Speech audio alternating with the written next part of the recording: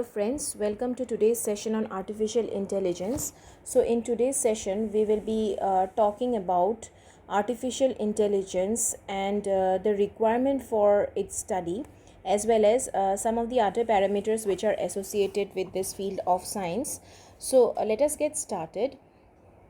Now we call ourselves Homo sapiens or man because man the wise, because our mental capacities are so very important to us. So for thousands of years scientists have been trying to understand how the human beings think, that is how they can perceive things, understand, predict and manipulate a world which is far larger and more complicated than ourselves.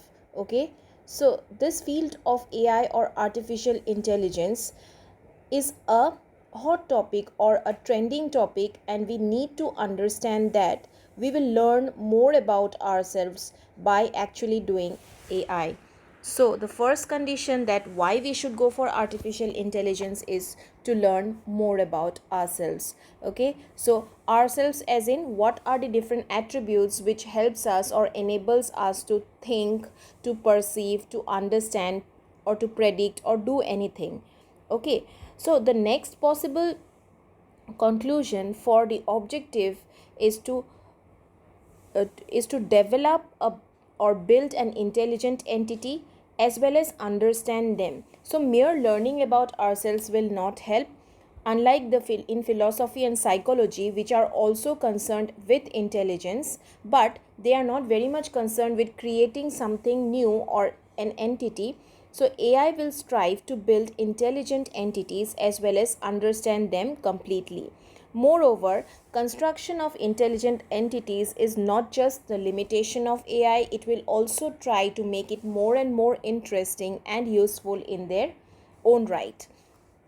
Now, since the inception of AI, it has produced significant and very much impressive products even at this early stage. We are calling this as early stage because it is just the beginning and we have a whole future which is lying for AI. Okay, so it has developed certain significant and impressive products. If we talk about Sophia, IBM Watson, Alexa, Siri, Google Voice Assistant, automated vacuum cleaners, fuzzy based air conditioners.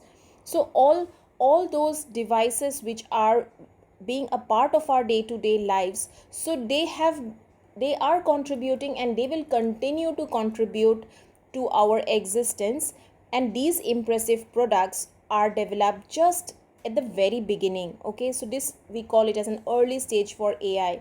We still have a long way to go.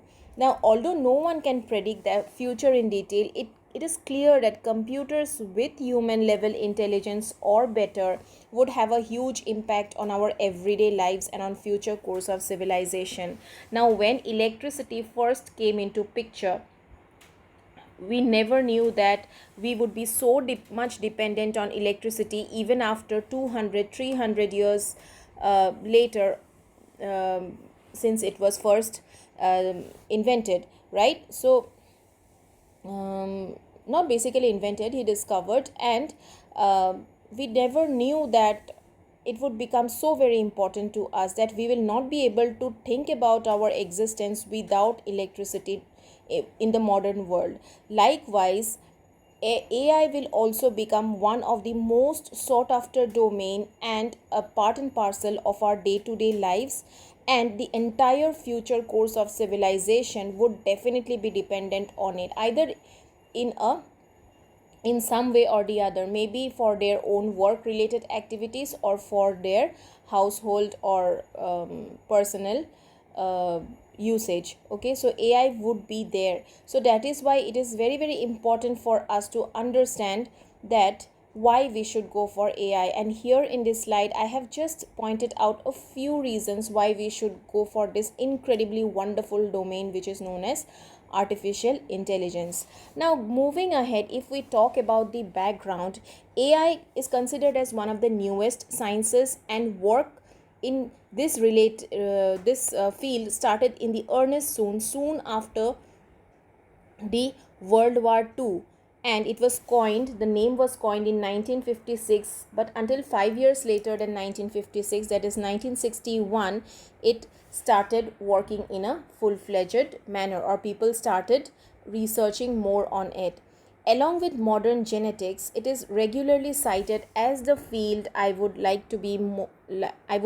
like to be in by scientists in other disciplines. Now, we have come across a lot of subjects in our lifetime, and we'll still have a lot of subjects which we do not study or do not go through in our course of study or in our course of degrees, right? However, all those fields have different researchers who are continuously striving to create something new and create or or discover certain facts about certain things which are happening now. If we are considering AI, all the scientists in all other domains, they have stated that this would be the field they would most like to be in, okay, for the other disciplines as well. Moreover, there is no exhaustion to good ideas. That means if you are considering a student in physics or mathematics, so they feel that all the good ideas have already taken by the famous scientists of the bygone days, okay, like Galileo, Newton, Einstein, etc., who has taken several pain to establish certain theories and fundamental rules related to the subject. Okay, now making any changes or contributing new ideas into it would take many years of study. AI, on the other hand, still has openings for a full-time Einstein. That means you can go ahead with innovations and go ahead with creativity all throughout your lives without having any question to making something new or creating something new, or already making advanced things to whatever possible field you are working with. Okay, so AI currently encompasses a huge variety of subfields, from general purpose areas such as perception and logical reasoning to specific tasks such as playing chess, proving mathematical theorems, writing poetry, and diagnosing diseases. So if we are talking about general logic, okay, general purpose thinking, let's say I have given you a problem to reach from point A to point B. So anyone can solve this particular problem, right? So this is a very, very general problem, that I will find out all the constraints which would be affecting this journey. I will calculate the cost, and based on this I will find out that which would be the best possible route to reach from A to B. Okay, however, this is just a general concept. There are very, very specific thought processes which are involved in game playing, proving mathematical theorems, writing poetry, as well as in healthcare, which needs the contribution of AI, as well as different types of other parameters which are associated with AI. Okay, so this entire field will not only serve the purpose of your general thought process, but also will work much more in specific and significant domains. That means like game playing and all these things which I have already mentioned. Okay, now we have claimed that AI is interesting, but we have not yet said what it is. Okay, so talking about definitions of AI, so AI definition can be broadly classified into two main dimensions. Okay, so this two dimension, one is concerned with the thought processes and reasoning, whereas the other is concerned with the behavior. So if we consider this thought process and reasoning as well as the behavior, so we can divide this again into different blocks. Okay, so that block we will be doing it in our next session. So we can represent the definition of AI in this 4 block. Okay, roughly the ones on the top are concerned with the thought process and reasoning. So this is basically, these two blocks would be considered as the thought process or reasoning, and the bottom two process or the bottom two block, definitions, they will be concerned with the behavior. Now,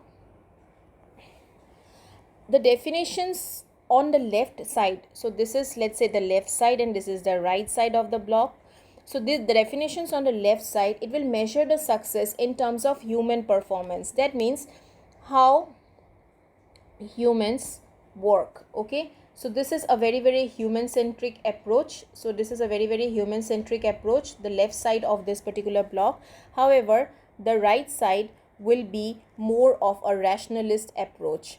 So rationalist approach, it basically deals with the ideal concept of intelligence. That means how the ideal concept of intelligence should be. That means it is completely based on various computations and various models and mathematics is involved, so that it gives you a proper definition of how intelligence should be. So this block we will be discussing in my next video.